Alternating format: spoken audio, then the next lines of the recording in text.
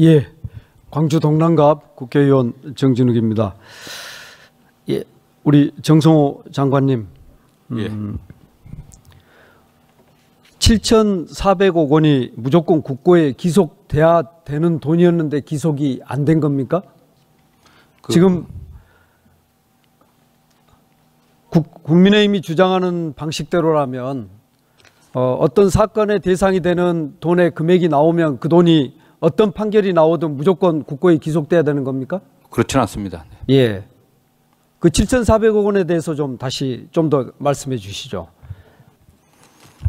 어쨌든 검찰의 공소 내용이긴 한데 이게 저는 그렇습니다. 그 법원의 판결은 이게 명확하게 이게 확정돼 그 당시 배임죄가 될 때는 성립될 때 확정되지 않은 상태였기 때문에 처벌할 수 없다 그렇게 판단한 겁니다. 네. 예, 우리 국민을 여러 가지로 호도했던 사건이 대장동 사건인데 지금 국민의힘의 주장도 그 연장에 있습니다.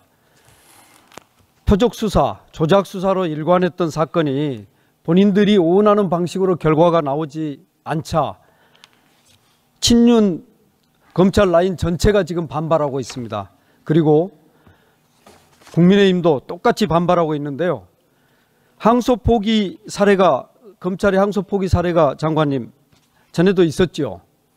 예, 얼마든지 있는 일이죠. 문제가 나갖고서 항소 포기한 사례는 많이 적잖게 있습니다. 예. 가장 최근에도 국민의힘의 당 대표인 장동혁 의원에 관련해서도 공직선거법에서 1심에서 100% 무죄 판결이 났습니다.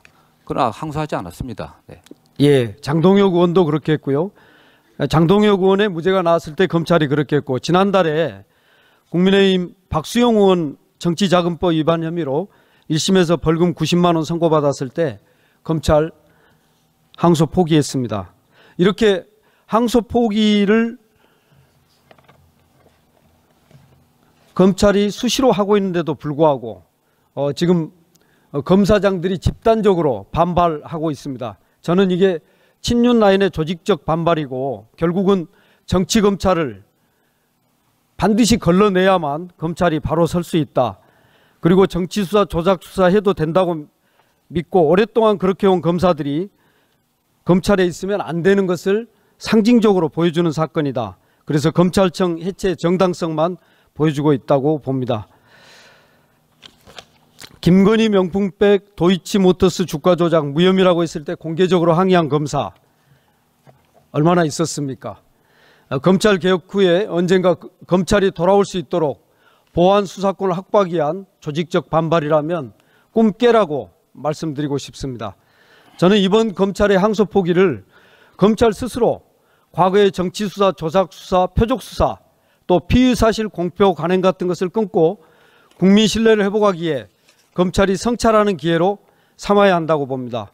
12.3 계엄에 흔들릴 대한민국 국민이 아니었듯이 정치검사들의 망언과 망동에 흔들릴 국민이 없다는 거, 12.3 계엄이 대한국민에 의해 진압됐듯이 정치검사들의 조직적 반발과 망동도 국민들에 의해서 저는 진압될 것이다. 그렇게 보고 있습니다. 국가유산청장님 계신가요? 네, 예, 지난 9월 3일 김건희 씨가 종묘 막무리에서 사적인 차담회 가진 사실 알고 계시죠? 네네. 예, 이렇게 사적 차담회 앞두고 대통령 경호처 지시로 차담회 당일 CCTV를 껐습니까? 네. CCTV가 문화유산 지키는 아주 기본 안전장치인데 이렇게 주요 인사 방문 시에 녹화 중단한 사례가 있을까요? 지금까지 없습니다. 그렇죠.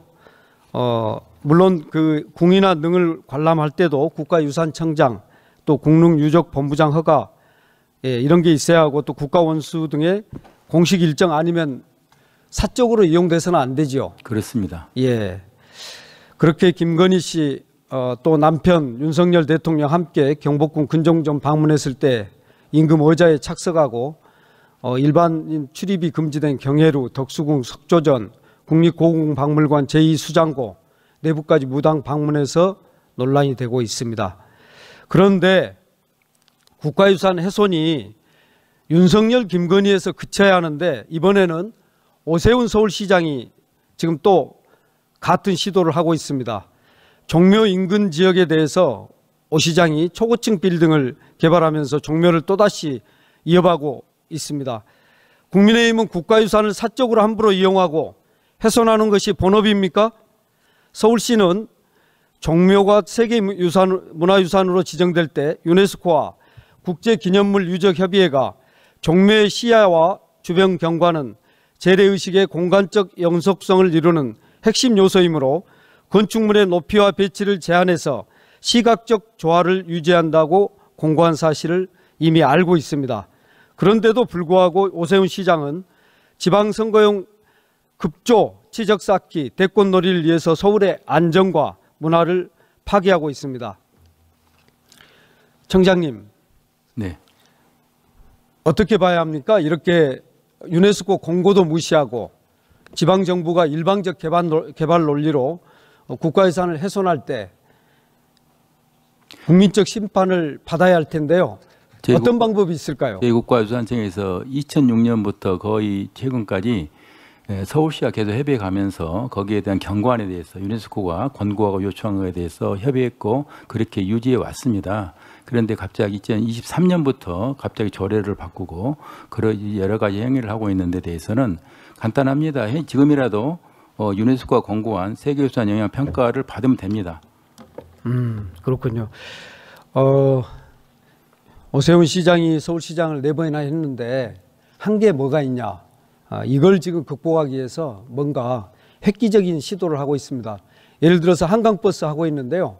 한강버스 사고 내용을 국감에서 숨겼습니다. 근데 그 뒤에 밝혀진 게 16건의 크고 작은 사고가 있었다는 겁니다. 근데 결국 이제 시민의 안전을 위협하는 것을 넘어서서 도시개발을 통해서 세계문화유산을 훼손하는 거. 근데 이제 훼손하면서 오 시장이 내놓은 논리가 종묘가 있는데 초고층 빌딩이 있으면 더 돋보인다 이런 논리거든요. 청장님 어떻게 보십니까? 세운상가 주변에는 아직도 지금 저층들도 많고요. 여러 가지로 유산들도 있고 우리 지역이라든가 서울시 유산도 많고요. 또 거기 복촌이라든가 여러 가지 아름다운 경관과 전통이 있습니다. 더욱이 지금 경복궁이라든가 장도궁 종묘협회는 세계인들이 지금도 수백만 명 몰려오는 그런 곳입니다. 이런 곳에 앞에다가 그것도 바로 180도 길만 건너면은 종묘 길 건너면은 되는 바로 앞에다가 40층 건물 짓는다는 것은 이것은 아닙니다. 예. 종묘는 조선 왕조와 대한제국의 역대 왕과 왕비의 신주를 모신 국가 사당 아니겠습니까? 종묘의 어떤 장엄함, 신성함은 주변의 창덕궁, 창경궁 등 전통 공간과의 경관이 함께 조화를 이룰 때 비로소 완성이 되고 또 그 아름다움이 더 높아진다고 봅니다.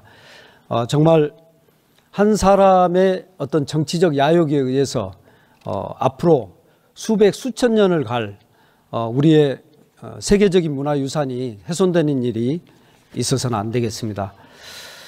문체부 장관님 계신가요? 네. 광주는 오랫동안